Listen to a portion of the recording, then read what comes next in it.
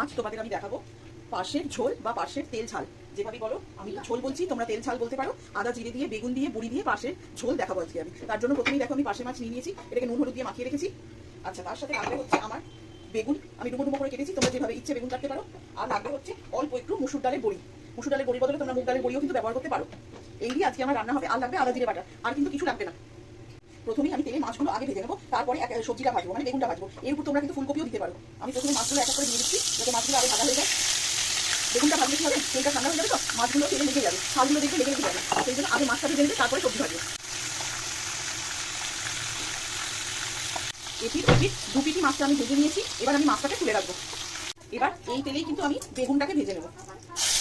সেই পরিমাণে তেল দেবে যাতে আর তেল দিতে না হয়, স্বাদটা নষ্ট হয়ে যাবে। এই যে মাছটা ভাজলাম, একটা সুন্দর তেল বেরোলো, মাছের একটা রস বেরোলো তেলের মধ্যে। সেই তারপর যদি তুমি আবার কাঁচা তেল দাও, নিয়ে আবার গরম করো, তাহলে কিন্তু তেলটা নষ্ট হয়ে যাবে, আর কিছুই না। এইবার বেগুনগুলোকে আমি ভেজে তুলে রাখবো। আমার যেহেতু মোটা বেগুন ছিল, তাই কিন্তু আমি এইভাবে কেটেছি। তোমরা কিন্তু লম্বা লম্বা করে বেগুন কাটতে পারো। দেখো, আমি বেগুনগুলো ভেজে তুলে নিয়েছি, আর আলাদা করে কিছু দেখাবো নিজেকে দেখাইনি। বেগুনগুলো ভাজা হয়ে গেছে। এবার আঁচটা কমিয়ে দেবো, নিয়ে তাতে আমি দেবো হচ্ছে ফোড়ন। প্রথমেই দেবো হচ্ছে অল্প একটু কালো জিরে, যে পরিমাণ কালো জিরে তোমরা ফোড়নই দাও সেই পরিমাণই দেবে। এবার আমি দিয়ে দেবো হচ্ছে আমার মুসুর ডালের বড়িগুলো।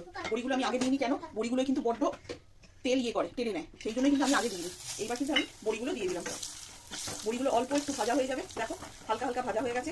এইবার আমি তেলে দিয়ে দেবো হচ্ছে আমাদের এই মশলাটা। এটা কিসের মশলা? আদা বাটা, জিরে বাটা, হলুদ আর লঙ্কার গুঁড়ো। আদা জিরে হলুদ আর লঙ্কার গুঁড়ো দিয়ে আমি একটা হামানদিস্তায় পেস্ট বানিয়ে নিয়েছি। অল্প একটু জল অবশ্যই দেবে, তোমরা জানো জল ছাড়া মশলা দিলে কিন্তু মশলা পুড়ে যাবে। তেল গরম তেলে যদি মশলা দাও, মশলাটা পুড়ে যাবে। সেই জন্য আমি সবসময় চেষ্টা করি মশলাটা জলে গুলে দিতে। তোমরাও চেষ্টা করো মশলাটা বেশিরভাগ সময় জলে গুলে দিতে। এমনি তেলে দিতে পারো, অনেকেই দেয়, তারা সামলাতে পারে, বা তাদের আলাদা টেস্ট বা তাদের আলাদা পদ্ধতি, আমি বলতে পারবো না। কিন্তু আমি কিন্তু সবসময় আদা জিরে এই ধরনের শুকনো মশলা বা আদা এইসব হলে কিন্তু জলে গুলেই দিই। তোমরা চেষ্টা করো জলে গুলে দিতে। এটাকে আমি এবার অল্প একটু কষিয়ে নেবো, নিয়ে তারপরে আমি বাদবাকি জিনিসগুলো এক এক করে দেবো এতে। আমার দেখো মশলাটা কষানো হয়ে গেছে। এই মশলার উপর আমি এবার বেগুনগুলো দিয়ে দেবো। যে বেগুনগুলো ভেজে রেখেছিলাম সেগুলো আগে দেবো, যাতে বেগুনেও মশলাটা ভালোভাবে লেগে যায়। আমার বড়ি বেগুন সব কিছু কিন্তু ভালোভাবে কষানো সুন্দর করে হয়ে গেছে। এবার আমি এতে দেবো হচ্ছে জল। তোমরা গরম জল ব্যবহার করতে পারো, নর্মাল জলও দিতে পারো, কোনো চাপ নেই। এবার আমি এতে দেবো জল। যতটা ঝোল খাবে তোমরা পরিমাণ মতন সেরকম পরিমাণ জল দেবে। এটা আর সেদ্ধ করার কিছু নেই, আমার বড়িও সেদ্ধ হয়ে গেছে, আমার কিন্তু বেগুনও সুন্দর সেদ্ধ হয়ে গেছে। একটা ফুট হবে, মানে একবার ফুটবে, আমি কিন্তু মাছগুলো দিয়ে দেবো। পাশে যেহেতু বেশি ফোটাবার কিছু নেই, অল্প একবার ফুটলেই হয়ে যাবে, তাই আমি চাইছি একটা ফুটও, তারপরে মাছগুলো দেবো। অল্প একটুখানি নুন দিয়ে দেবো। বেগুনটা কিন্তু নুন দিয়ে ভেজেছি, মাছটাও নুন হলুদ দিয়ে ভাজা, সেই হিসাবে কিন্তু তোমরা নুনটা দেবে। বুঝে শুনে নুন দেবে, তখন বলে টেস্ট করে নিয়ে দেবে। নুনের পরিমাণ বেশি হলে বারবারই বলি খুব বাজে হয়ে যায় খেতে। এইবার এটাকে আমি একটুখানি ফোটাবো, নিয়ে মাছগুলো দিয়ে নামিয়ে দেবো। আমার ঝোলটা ফুটে উঠেছে। এবার আমি এক এক করে মাছগুলো দিয়ে দেবো ঝোলের মধ্যে। মাছের অবশ্যই ভাবে ভেজে রাখা যে তেলটা বেরিয়েছে, মাছ ভেজে রাখার পরে সেই তেলটা কিন্তু অবশ্যই ভাবে দেবে, না হলে কিন্তু ঝোলে সেরকম স্বাদ আসবে। অবশ্যই স্বাদ আসবে, এগুলো বলে। ওই ঝোলটাও দিয়ে দেবে, ওই তেলটাও দিয়ে দেবে, নাও দিতে পারো তোমরা, কিন্তু আমি প্রেফার করি দিয়ে দেওয়া। এবার এটা একটা ফুট হবে, আমি নামিয়ে নেবো।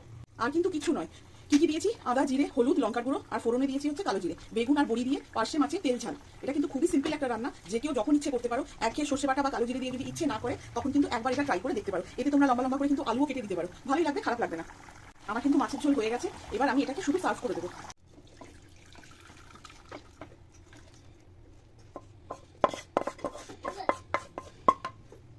আমার কিন্তু পার্শ্বের তেল ঝাল ডান। দেখো আমি কিন্তু নামিয়ে নিয়েছি আমার মাছের ঝোল বলো, পার্শ্বের তেল ঝাল বলো, তারপরে আদা জিরে দিয়ে পার্শ্বের ঝোল বলো, যা ইচ্ছে বলো না কেন, খেতে কিন্তু আশা করছি খুবই ভালো হবে। আমাদের খুবই ভালো লাগে রেসিপিটা। তোমরা অনেকেই হয়তো জানো, কিন্তু অনেকেই পার্শ্বের এই জিনিসটা কিন্তু, এই ঝোলটা কিন্তু জানো না, যার জন্য কিন্তু আজকে আমি তোমাদেরকে এটা দেখালাম। আজকের জন্য এই রান্নাটাই থাকলো, পার্শ্বের তেল ঝাল। কালকে আমি আবার নতুন রান্না নিয়ে নতুনভাবে আসবো। আজকের জন্য চললাম। Thank you very much.